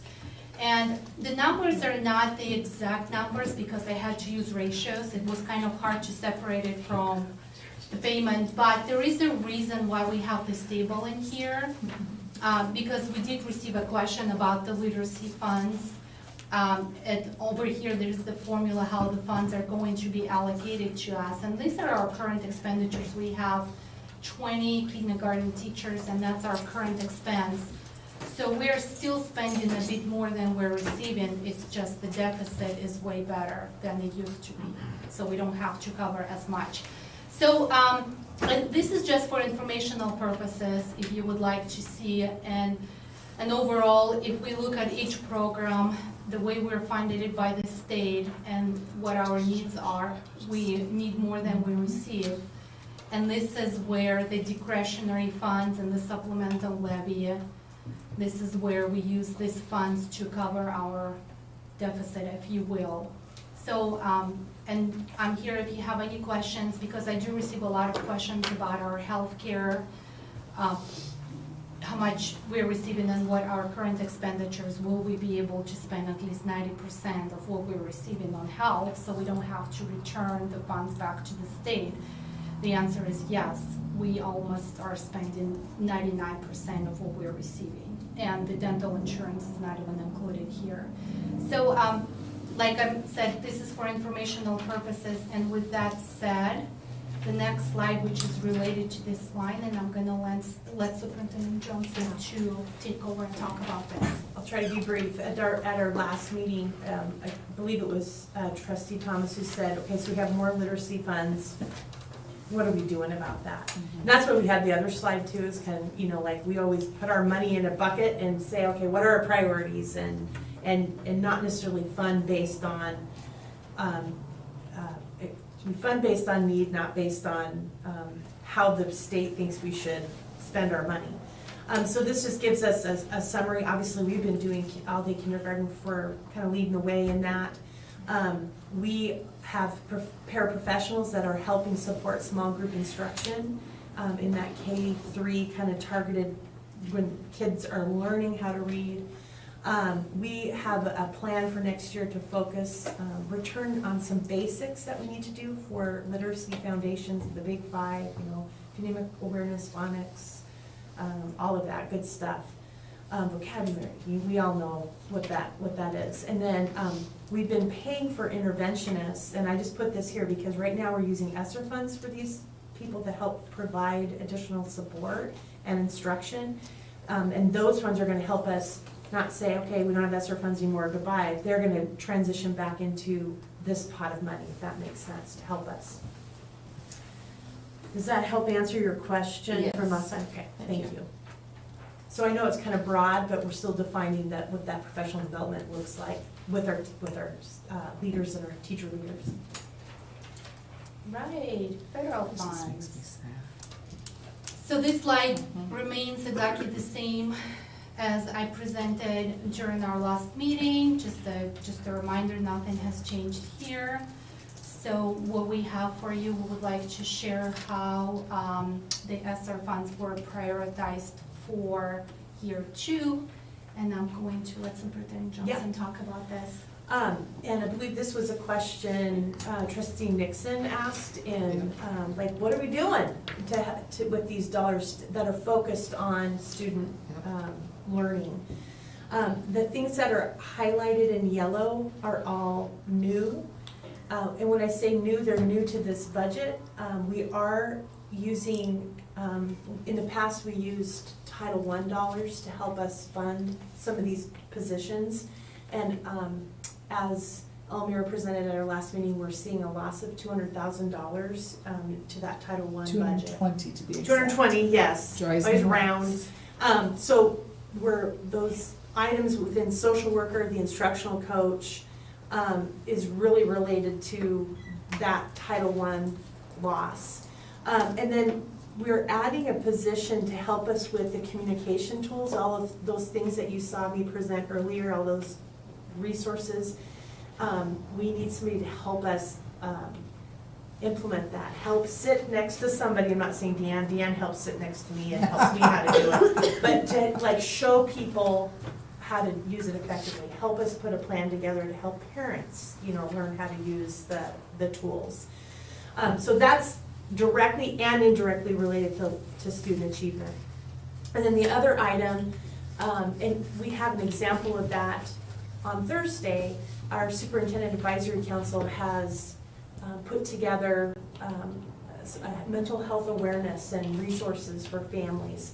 And we want to continue doing that work, so putting some money aside, not knowing what that is yet, but based on what the input we get at Thursday night, where where we're gonna go next year. So we just set aside some money to sponsor those kind of things, to get speakers if we needed to. And I would say that's directly related to student achievement and social development of our kiddos. And then, as you know, we've been wanting to do this for a long time, begin to build our alternative middle school. And that Paul Sousa's gonna lead that work, and then reestablish, I hate the word diversion program, it sounds really like scary, but we have, in lieu of suspension, in lieu of expulsion, program for at-risk kids to help them get their behaviors back on track, but also their academic needs there too. When I announced that at Kuna Middle School, when I was talking about their principal going to do this work, they cheered because that's a need they see too, is that some kids just need some additional support. So those are the new things, and the other things that are there are ongoing expenses that we kind of put as one-time, in many cases, expenses into ESSER. Did I explain that correctly from your perspective, Kim? I mean, from the social worker? Absolutely. Okay. Absolutely. That means every elementary system is going to have a full-time social worker to help students and families. Two of them split. Yeah, the systems, so they, Hubbard, Ross, Indian Creek. And with that said, these are our next steps. So we already went through budget discussions during our cabinet meetings. On May 17th, we're going to have our negotiations, collected some feedback.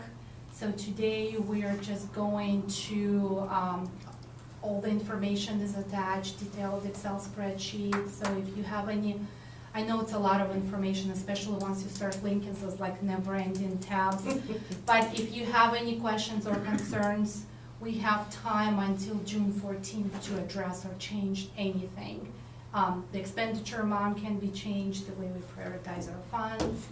So my next step after May 17th, within probably a couple of days, I will know a really good estimate of our expenditures.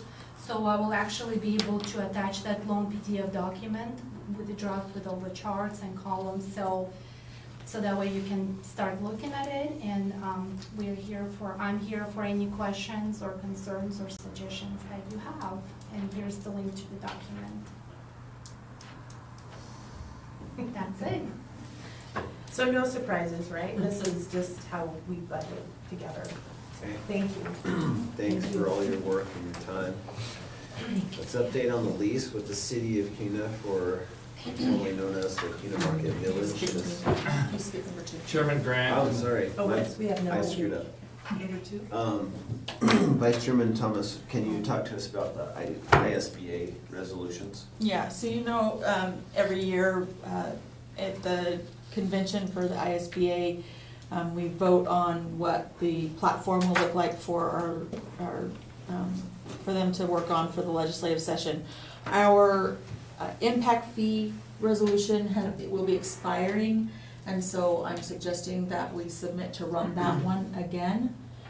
There are several schools who have asked us to let them co-sponsor, so I'm suggesting that we do that.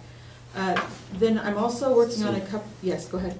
I did notice in a news article that Scott Brock, who's running over in Middleton, came and said in the paper that he thought impact fees would be a really good thing. So if he wins the primary, then we should be. Definitely, yeah.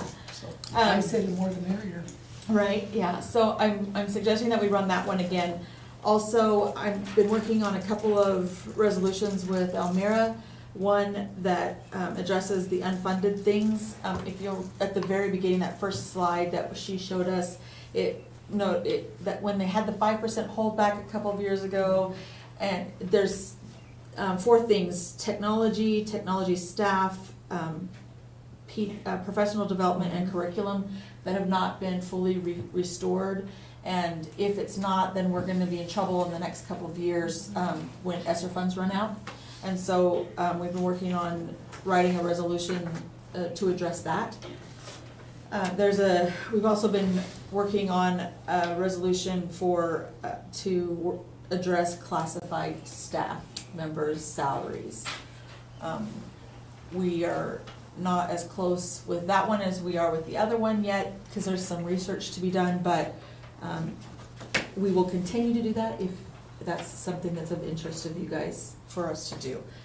And then Russ has a good idea for one, if you want to talk about that, Russ, real quick. Well, I think it should be consistent.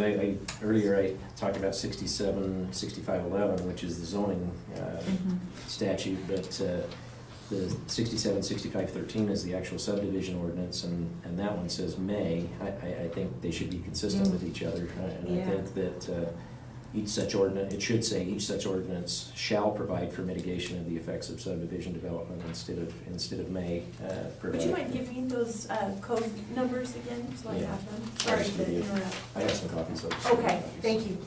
Perfect. But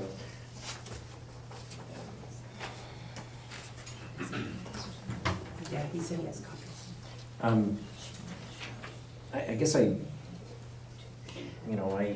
like to see, and resolutions are great, but we've got to get a little better about actually finding somebody to sponsor these things and actually do these things, because these resolutions, they go nowhere. I mean, it's just a nice statement of what we want to do, but if we don't have somebody who can actually carry the ball and do something, then it's not going to do anything, so. Yeah, I agree. So if we have a resolution and then we can find somebody that would be able to carry it, that would go farther to get a due pass recommendation from the executive board, for sure. I don't know why we can't have that in place, rather than passing a resolution that sounds good and then casting around in August and September and October Because trying to find honestly, somebody. Then, I mean, it seems like, let's find a sponsor first and then, do a resolution that's actually gonna do something. So I sit on the Governmental Affairs Committee within the executive board, and honestly, without a sponsor that we've already found for Quinn, it's hard for her to work on any more than 2, 3, or 4 of these resolutions that we pass, and we pass anywhere from last year we had 9, the year before that we had 17. So we have to prioritize, and if we want ours to be prioritized and we have a sponsor already, that's easy. That's easy for me to say, but look, we already have a sponsor for you. You just have to advocate for it. So I agree with you, Russ, that would be a very good idea. And then I hear through the grapevine that Mr. Reedy has one that he's been thinking about too, that I would like for him to kind of share for a second about. Sure. Wendy and I were brainstorming about this, Chairman and Trustees. Currently in Idaho law and with my high school cohort fellows here, we get held accountable for student graduation rate, which we should, right? That should be monitored. We should be evaluated on that. And the state monitors at a 4-year grad rate and at a 5-year grad rate. The one thing about that law, the way it's written now, is if a student decides they want to not finish high school, get their GED, and go to lineman school, we get held accountable for that, even if they get their GED. And so the idea was, can we work with the legislature in some way to say that, if we educate a kid for 11 years or 12 years, if we're talking about kindergarten, and then they decide they want to be done because they're ready to go to lineman school, they're ready to go to the thing that's next in their life, they get their GED, that should count for us instead of counting against us. So the GED within a year or 2 years, or what would be the? Yeah, I think so. I think it can't just be forever, right, until you're 40. Well, do you want to share the example that comes from our school, not without giving names or anything, but maybe an example? Sure, yeah, this year is a good example. I had a student that we had enrolled with us to start this year at initial point. And man, every day was just a fight, trying to convince him, this is a good thing. You need to be here, be engaged. And he's just this is dumb. I know what I want to do. I want to go on for what's next. I'm ready to go to lineman school. I only need my GED to do it. I've researched this. I know when I can enroll. I have a plan. But my parents really want me to come here. And I'm thinking to myself, well, I don't want my school to be penalized. But I know what's next for you. I know what's best for you. And asking you to come to school every day and fighting you on that all the time doesn't make a lot of sense. And if we can support those kids in going on to what's next, we already do this in my building, if I'm being totally transparent with you. If a kid has a plan and they know what they want to do, my teachers are staying after school, coaching them on how to, how can I help you pass the math GED test? How can I help you be prepared to take that reading part of the test if that's the part that you struggle with? Because really we want to help kids, and it's kind of strange to me that we would, as a school district, educate these guys for this long and then get dinged for it. So, anyway, yeah, thank you, Trustee John. You're welcome. And he's willing to help us with numbers and stuff to get a good resolution written if we want to proceed that. That makes a lot of sense. Well, that's a lot of resolutions. I think that's 5. Yeah. I will tell you that some of these were brought to us from ISBA asking us to pursue writing these, so we know that that's part of the behind that, the scenes. They know that we can produce quality resolutions from here. Yeah, because I was going to say, should we prioritize some of these resolutions? Is there Because, any like, that you don't want us to pursue? No, not at this point. They all sound good, but like Russ was saying, we really need to find someone in the legislature But sponsor. yeah, I agree. so maybe the resolutions are due at the end of July. So maybe we work on writing these and we find us some sponsors before the July board meeting, and then we can decide which ones we're gonna submit and which ones we're not. Well, I mean, Senator Lakey was here, and He was, and he seems made the interested. effort to be here, and so maybe Also- there's some common ground that we can find. And after, that'll be after next week, which then we'll know a lot of the seats, because a lot of them don't have opponents after the primary, so we'll know. Especially with the new one, 23. Yeah, right? yeah. That's another one that we can take a look Well, at. the primary will be the end, because there's no one No one, running yeah, against. that's what I'm saying. So, whoever, it's a friend of education, so we'll think about that when we vote. Mhm. But, yeah, that would be another one to take a look at. So. What, do you want us to pursue writing them? No, I think it's fine to write them. I think we probably should rank them maybe in Yeah. order of what I we think think is not only the most likely to have some traction, but also has. Who can we have a who sponsor can we for? have to Yeah, I do agree. something, so. Okay, I agree with that too. sounds good. Thank you for your direction, I appreciate that, we will proceed. Okay. Superintendent, the Assistant Superintendent Reinhardt, you want to talk to us about the lease agreement with the city of Kuna? Chairman Grant, honorable trustees, in the fall of 19, Lisa Holland presented to you a proposal to have an easement on our 4th Street property land and for a market village. You heard her, I think, with great enthusiasm. Within that conversation, you were point blank asked her, and I believe it was Trustee Nixon, if memory serves me right, will there be alcohol served? She reassured us there would not be alcohol served. There is a state law prohibiting alcohol in school grounds or near worship centers.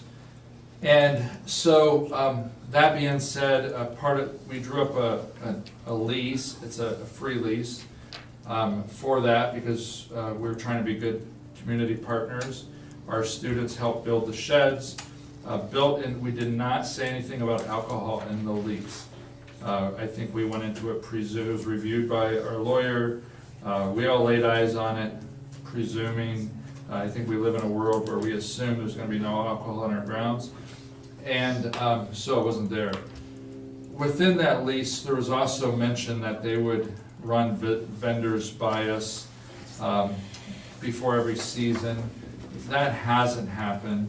I've reminded the city now of that. They've not run vendors by us for input.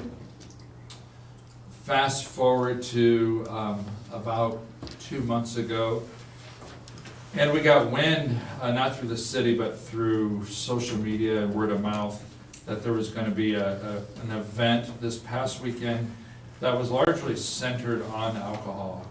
In the logo itself, it had two champagne cups, kind of mimosa cups, toasting to one another. I think it was billed as a sip and Sip and Brew.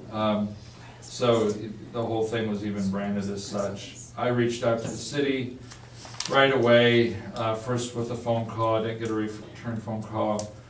Then with after 2 phone calls, I sent an email to Morgan Treasurer, the person who replaced Lisa Holland, and rather than, let's figure this, let's problem solve, got a response back why they're justified in having it, why they believe that they were legal in having it because it didn't specify alcohol in the lease. We went back and forth a couple of times, mostly, no, we didn't go back and forth a couple of times. I went forward a couple of times, and I left our probably longest conversation with a statement, Morgan, let's problem solve. If you don't problem solve, our board has the ability to withdraw or cancel this lease with 60 days notice, and then everybody's out. The whole thing's dead. And so kind of ended at that. She said she had to talk to her constituents, and it's kind of, and you sent the letter. I mean, the board sent the letter, or the chairman and the vice chairman sent the letter to the council and to the mayor. And it didn't hear anything. We got word on social media, I think Allison picked up on it, that they've moved the alcohol off site, which we appreciate. And then the things on site were gonna be traditional family types of things. And again, they didn't communicate it to us. I sent a thank you, and then I thanked Morgan at city council meeting last week. I appreciate that they did problem solve. The communication thing is still clunky. The kind of the back and forth. We had another incident today with a permit that was really odd the way it was handled. So we have a long way to go. I hope the meetings, I think, will help. I know our staff's committed to it. What permit are you talking about? This was the outdoor football sign. Okay. It was also got kind of jumbled up and not great communications, but keep working through it. I assume good intentions on people's parts, as I know we have good intentions, and but I wanted to just kind of go on public record as saying that's what happened. Thank you for your letter. I think it had a deep impact. I'm not sure that the city council was aware of the situation, and this helped draw attention to it. Is this something we need to put on our agenda with the city council then a little bit, just to, I know Little they're taking follow-up? care of Maybe it, a a little check-in. follow-up, a little Yeah, check-in. we haven't heard formally from you, Yeah. and want to make Just sure. wondering if we should. Yeah. I did notice that when we were reading when I was reading the lease, it did state in there that they could only operate in the summer months, but I know that they were operating in the winter months, which I don't have a problem with, but maybe we need to update the lease so that it states that. And I believe it expires this year. It does, I think. So we'll have an opportunity to renegotiate that, review it. I think one thing that needs to be brought to their attention too is not only a policy by our school district, but it's a state policy too. It is. It's like we can't change the policy, and nor would we, but it's also a state policy. Yeah, and I'll just tell you a little sharing, when we did field trips, that was a big thing for parents who in the old days used to smoke. Yep. They could not smoke on the field trip. Yep. And so that was a huge thing for some parents. Yep. Because we are supposed to be drug-free. Yep. Just saying. Yeah. Did we apply for the permit for the football scoreboard? The sign company was applying for the permit. So what happened at City Hall yesterday or today was really odd to me, that they didn't call us and say what's happening with this permit. And it ended, I had it in motion on my desk. It came to me a couple of days ago. So it just was, again, I just would have appreciated and all these things. I just would appreciate a phone call from City Hall when something raises a question. We're in the practice of that. If something raises a question, a phone call just to say this is odd. So the sign company was pulling the permit. They just needed a deed from us. So. How long ago did they do that, the sign company? I don't know that. They contacted me a couple of days ago. Okay. Can you we'll talk. Yeah. Sure. Okay, we're good? All right, get in the order here. Hopefully we will be better. Mental Health Parent Resource Night on May 12th at 6 p.m. at Swan Falls. And Educator of the Year celebration May 13th at 8 a.m. in the Kuna Performing Arts Center. Initial Point High School graduation May 25th at 6 p.m. in the KPAC. And then a high school graduation May 26th at the Idaho Center at 2:30. You need to be there probably by. Do you want them there at 2 usually, like a Yeah. half an hour, Yeah. so we can line up? And We can get in and start at noon. Oh, okay. Which is a little different than usual, so we'll have practice. If you guys wanna watch practice, you can come in. Can I make a request? Can we have plenty of hand sanitizer stands. Can we have one at the base of the stairs for the kids to use before they come up the stairs? That would be great. Thank you. Joy always covers our hand sanitizing. I do, but it would be Yeah. nice if we could Yeah. get double coverage here. Okay. It's all good. Collaboration with the Kuna City Council, June 29th at 6 p.m. at City Hall. Do we have a motion to adjourn? I'll make a motion that we adjourn. Do we have a second? I'll second that. All in favor? Aye. So Aye. we are adjourned. Thank you. Russ. I know, I think, yeah, I